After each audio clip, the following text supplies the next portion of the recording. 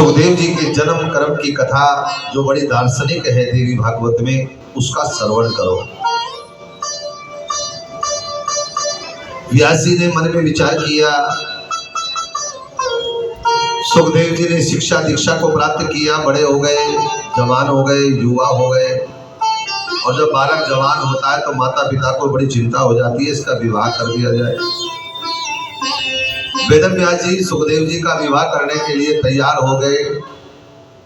सुखदेव जी को पता चला, आकर के अपने पिता वेदव्यास जी से पूछा, पूज्य पिताजी कृपा करके बताओ, आप मेरा विवाह करना चाहते हो? बोले हाँ। क्यों? विवाह की जरूरत क्या है? मैं तो साधु हूँ, मैं तो सन्यासी हूँ, मैं उपासक हूँ, मुझे भक्ति करनी है, मैं विवाह के चक्कर में नहीं पड़ता। और वैसे भी मैं एक बात पूछूं आपको। वेदव्यास जी ने कहा, पूछो। कि किम सुखम तात संसारे नित्य तत्व विचारणा। गृहस्थी में ऐसा कौन सा सुख है जो ब्रह्म ज्ञान से बड़ा हो, जो आत्मज्ञान से बड़ा हो? ऐसा कौन सा सुख है जो गृहस्थी में ज्यादा अच्छा है और भक्ति में नहीं है? व्यास जी मन ही मन सोचने लगे, हो सकता है मैंने कुछ कम पढ़ाया लिखाया हो, क्योंकि बच्चा अगर माँ टीचर हो, बाप टीचर हो तो उससे कम पढ़ता है। ट्यूशन तो उसे दूसरे टीचर के पास ही लगानी पड़ती है, माँ बाप से पढ़ता नहीं। तो वेदव्यास जी ने उस समय विदेह नगर के राजा जनक जी महाराज ज्ञानी हैं, परम ज्ञानी हैं, उनके पास भेजा और अपने अंतःकरण की जो चेतना है उससे राजा जनक जी को बता दिया, देखो आपके द्वार पर आ रहा है सुखदेव, जरा उसका विवाह करना है और उसको ज्ञान दे देना, आपकी बात मान लेगा, आपकी कोचिंग, आपके ट्यूशन पढ़ लेगा वो। सुखदेव जी को व्यास जी ने कहा, जाओ जनक के द्वार पर जाओ, जनक जी से पूछो कि गृहस्थ अच्छा है या सन्यास अच्छा है। सुखदेव जी महाराज पहुंच गए विदेह नगर में, जहां द्वार पर द्वारपाल खड़े हैं और द्वारपालों ने सुखदेव जी को रोक दिया, ठहरो, कहां जाते हो? सुखदेव जी ने कहा, अरे कैसी नगरी है, अंदर प्रवेश ही नहीं होता, विदेह में देह में प्रवेश, देह माने शरीर, याद रखना, शब्दों को पकड़ना, देह में प्रवेश नहीं हो रहा है, सबसे मुश्किल काम है देह में प्रवेश करना। आप दूसरों में प्रवेश कर जाओगे, दूसरों के घरों में प्रवेश कर जाओगे, दूसरी जगह कहीं भी प्रवेश करना आसान है, पर अपने स्वयं के अंदर प्रवेश करना बहुत दुर्लभ है, ध्यान अंदर लगाना बहुत मुश्किल काम है। और 2 दिन हो गए, राजा जनक जी ने मंत्रियों से जाकर के कहा, जाओ देख करके आओ। मंत्रियों ने आकर के कहा, महाराज 2 दिन से वो द्वार पर खड़ा हुआ है, ना कुछ किसी से बोलता है, ना किसी से कुछ कहता है, उसे क्रोध भी नहीं आ रहा है, शांत खड़ा है, उसके मुखमंडल पर बड़े शांत स्वभाव, उसकी शांत चित्त उसका है, और शांत चित्त में खड़े हुए हैं, प्रतीक्षा कर रहा है। जनक जी ने मंत्रियों से कहा, जाओ उसे लेकर के आओ। गए और उसको आदर पूर्वक सुखदेव जी को मंत्रीगण अंदर लेकर के आए, लाकर के पहली परीक्षा में पास हो गए। क्रोध नहीं है, क्रोध के ऊपर नियंत्रण है, अगर कोई और होता तो 2 दिन से खड़ा था, क्रोध में लाल पीला हो जाता, लेकिन सुखदेव जी शांत है।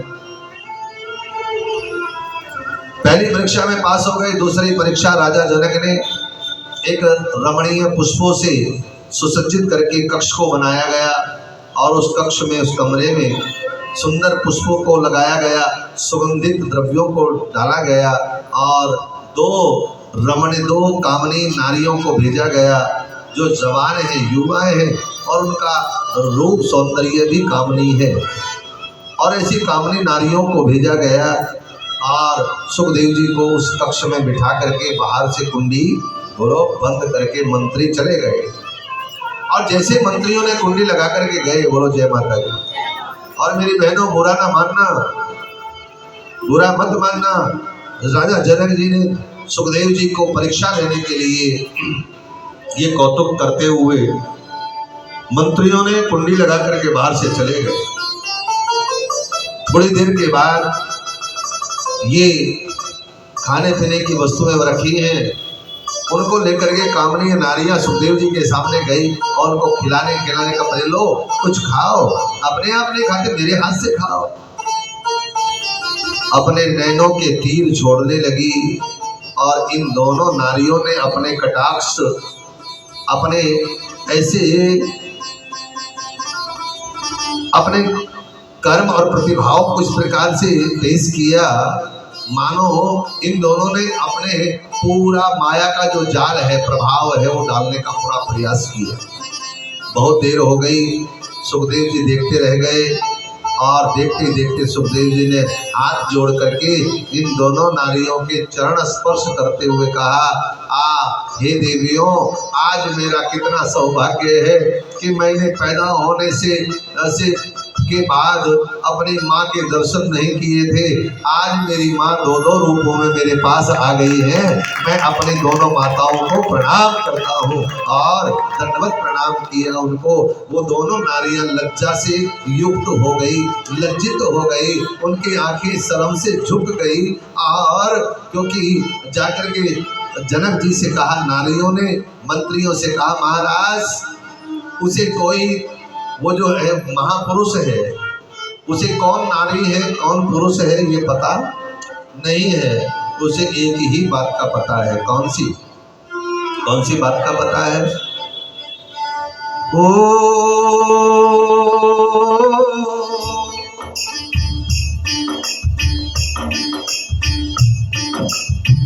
सिया राम मैं सब जग जानी,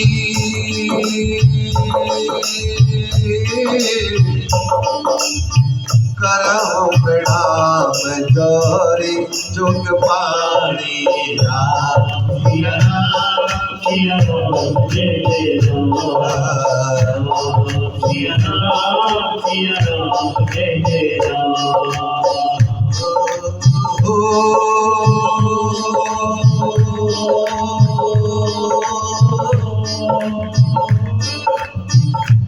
राम ही केवल प्रेम प्यारा, जाने वो सोझो जान निहारा।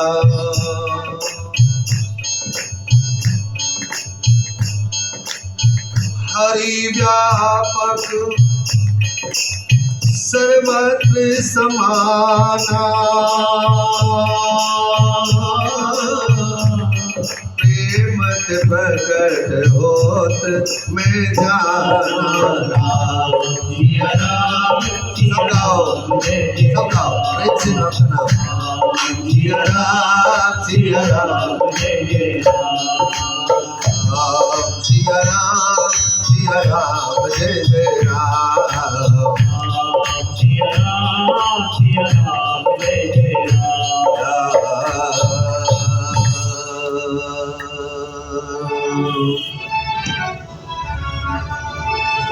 जो देह में शरीर में अपने देह माने शरीर में अपने हृदय मंदिर में भगवान ब्रह्म को जान लेता है, उसे सबके अंदर ब्रह्म दिखाई देता है।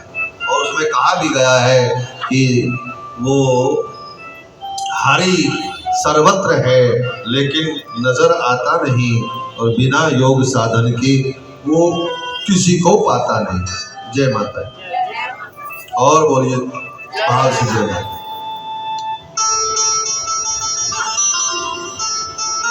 सब जगह है। मुझे याद आया, देह रूपी में प्रवेश करना बड़ा दुर्लभ है।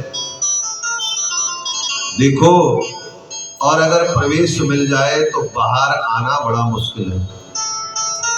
एक बार ध्यान लगाने की आदत पड़ जाए, पहले ध्यान लगाना मुश्किल है और एक बार ध्यान लगाने की आदत पड़ जाए तो फिर वो ध्यान लगाए बिना रह नहीं सकता। अंदर अंतर उस शक्ति को, प्रकाश को, उस डिवाइन लाइट को, उस एनर्जी को, उस परम प्रकाश को अपने अंदर देखे बिना वो रह नहीं सकता। वो ऐसा सुख है, ऐसा सुख है कि उसके समान संसार में दूसरा कोई सुख है ही नहीं।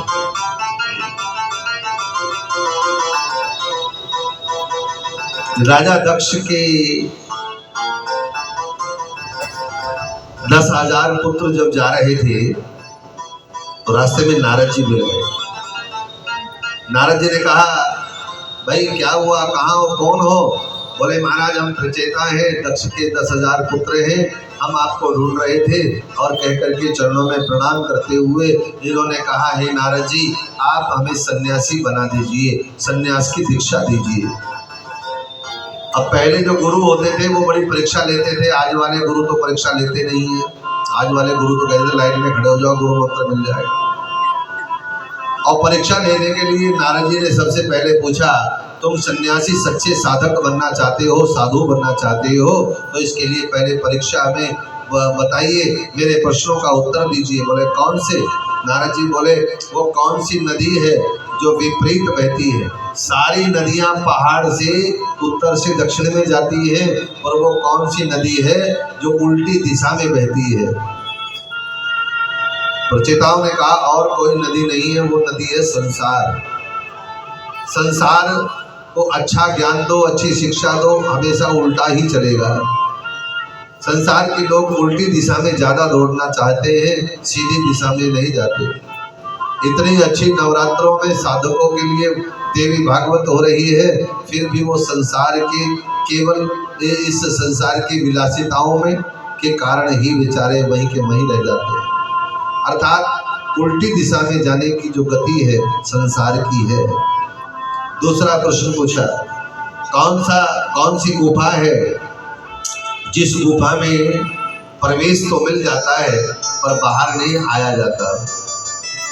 प्रचेताओं ने कहा महाराज वह है हृदय मंदिर, जो बाहर से सुरती पलट करके हृदय मंदिर में स्थित कर देता है, फिर वो बाहर के संसार के पचेड़ों में फंसता नहीं है। बाहर आना उसके लिए मुश्किल है, वो ध्यान में लगा रहता है। और तीसरा प्रश्न किया, वो कौन सी गुफा है जिसमें प्रवेश तो हो जाता है लेकिन बाहर ऐसा कौन सा देश है जिस देश में एक ही पुरुष रहता है? एक ही पुरुष रहता है, ऐसा कौन सा देश है? प्रचेताओं ने कहा वो देश है हृदय मंदिर। मनुष्य के हृदय में एक ही पुरुष रहता है, जिसे या तो हम परमपिता परमात्मा कहें, चाहे उसे अनादि शक्ति जगदम्बा कहें, वह एक ही हमारे हृदय मंदिर में हमेशा वो लोग रहता है। तो अब कौन सा मंदिर है जिस मंदिर में दर्शन करने के बाद सब कुछ फीका लगता है? प्रचेताओं ने कहा महाराज वह है हृदय का मंदिर। बाहर के मंदिर में दर्शन करने के बाद हम घर जाकर के कहते हैं हमारा बेटा बड़ा सुंदर है, पत्नी बड़ी सुंदर है, घर बड़ा सुंदर है, महल अटारी बड़ी सुंदर है, परंतु जय माता कहाँ बोलेंगे? कौन बोलेगा जय माता? जिसका ध्यान कथा में होगा वही बोलेगा। आप प्रेम से बोलो जय माता। ये सब कुछ सुंदर है, लेकिन नहीं, जो हृदय मंदिर के भगवान को जान लेता है उसके लिए संसार में कुछ भी सुंदर नहीं है, क्योंकि सारे संसार को सुंदर बनाने वाला जब स्वयं उसे देख उसे जान लेता है तो उसे कुछ और सुंदर बोलो नहीं लगता, वो परम सुंदर है। और शक्ति ने बनाया, शक्ति अंदर ही है मेरे प्यारे भाई बहनों। संसार को बनाने वाली शक्ति हमारे अंदर ही बैठी है। आदि गुरु शंकराचार्य जी ने पहले शक्ति को नहीं मानते थे। हम में भी कुछ लोग ऐसे होंगे जो दुर्गा जी को नहीं मानते। हाँ, है कोई ऐसा? जो दुर्गा मैया को नहीं मानता, जो शक्ति को नहीं मानता।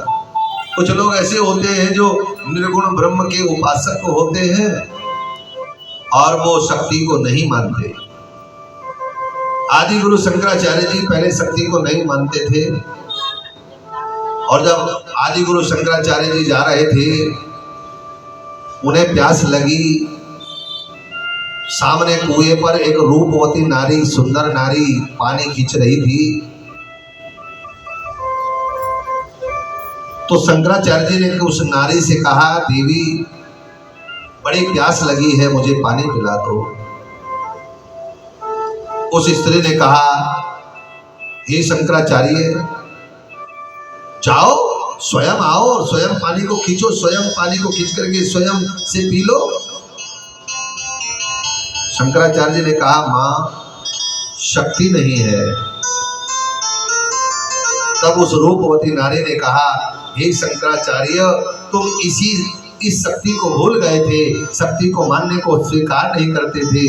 तुम केवल ब्रह्म के उपासक रहे हैं, परंतु शक्ति को तुमने आदर नहीं किया, शक्ति को नहीं माना। आज तुम बिना शक्ति के पानी भी लेकर के पी नहीं सकते। बिना शक्ति के तुम्हारे एक पानी का गिलास नहीं लेकर पी सकते, एक रोटी का टुकड़ा भी आप मुख तक नहीं डाल सकते। बिना शक्ति के ना देख पाओगे, ना चल पाओगे, ना हिल पाओगे, ना डुल पाओगे ना। इसी शक्ति को तुम भूल गए थे शंकराचार्य, यह शक्ति को तुम भूल गए थे। तब शंकराचार्य जी ने वहीं पर साधना की और एक स्तुति बनाई। न मंत्रम नो यंत्रम तदपि न जाने स्तुति महो, न चाहनम ध्यानम तदपि न जाने स्तुति कथा। कुपुत्रो जायेत क्वचिदपि को माता न भवति। कुपुत्रो जायेत क्वचिदपि को माता न भवति। न मंत्रं न यंत्रं तदपि च न जाने स्तुति महो, न चावानं ध्यानं तदपि च न जाने स्तुति कथा। परं जाने माता स्वदनो शरणं क्लेशहरणं।